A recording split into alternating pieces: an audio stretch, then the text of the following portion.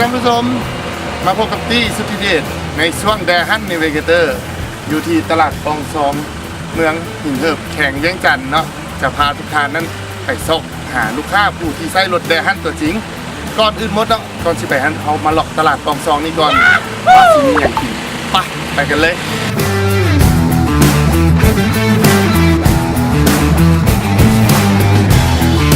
เอามาซิมกันเลยเนาะ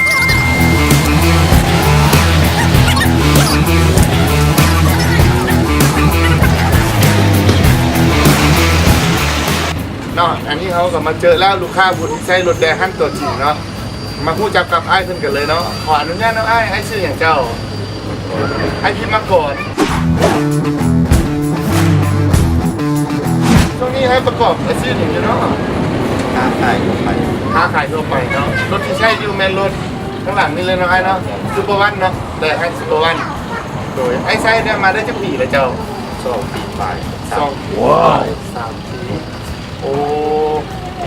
ไอ้ไส้ขนเครื่องนี่คนที่อย่างไรมันแล้วแต่ลูกค้าเนาะบางเทื่อเขาขึ้นมาเต้นกระซี่กันเกตเนาะเกตกองเกตอย่างก็มีเกตผัก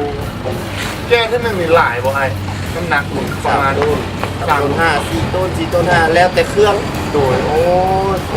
เคยจำชุดเลยไอ้ตามไอ้แก่มานี่สูงชุดเลย5 ต้นจำเลยบอกแต่กาสีฮอดเดือนกันกาสีฮอดเดือนกัน5 ต้นว้าวไอ้คนจัดให้เลยเนาะกาสีฮอดเดือนกันวันนี้ไอ้มีอย่างที่จะฝากให้ถึงบนซับโคลาวไว้ครับคือจะมีโปรโมชั่นช่วยบอกหรือว่าการบริการของพวกเขาเนาะให้ฝากได้เลยอยากฝากครับบริษัทมีแต่ว่าเกี่ยวกับรถเขาเนาะเรื่องมีแต่ว่าเวลาเขาเซ็กมันล้อท่าโดนมีอย่างเพิ่นปรับปรุงตัวนี้ให้มันไวขึ้นมันทันใจเนาะความเสียเวลาไปขนเครื่องเนาะใช่ขอบใจไอ้ที่ให้ข้อมูลเขาได้เนาะมีแต่เขาที่ขอไปเฮ็ดเรื่องภารกิจเขาสืบต่อนะขอบใจไอ้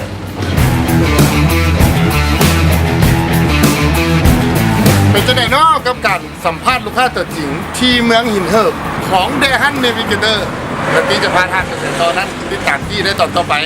บ๊ายบายปองซองท่านสามารถเข้าร่วมลิ้นกิจกรรมรุ่นรับของรางวัลนำพวกเขาได้เพียงแต่ทานเฮ็ดตามกฎกติกาง่ายๆดังนี้กดไลค์กดแชร์วิดีโอนี้พร้อมแท็กหมู่5 คนแคปหน้าจอโพสต์ลงก้องคอมเมนต์พร้อมแฮชแท็กคำว่า Dahan Motor Lounge สำหรับท่านใดที่มียอดไลค์ยอดแชร์หลายที่สุดจะได้รับรางวัลดังนี้รางวัลที่1โทรศัพท์ Samsung J1 mini จำนวน1รางวัลรางวัลที่2จอกเมกะทอนจำนวน3รางวัลรางวัลที่3เสื้อยืดแดฮันจำนวน5รางวัลเพียงเท่านี้ท่านก็สามารถลุ้นรับของรางวัลนำพวกเขาได้ง่ายๆ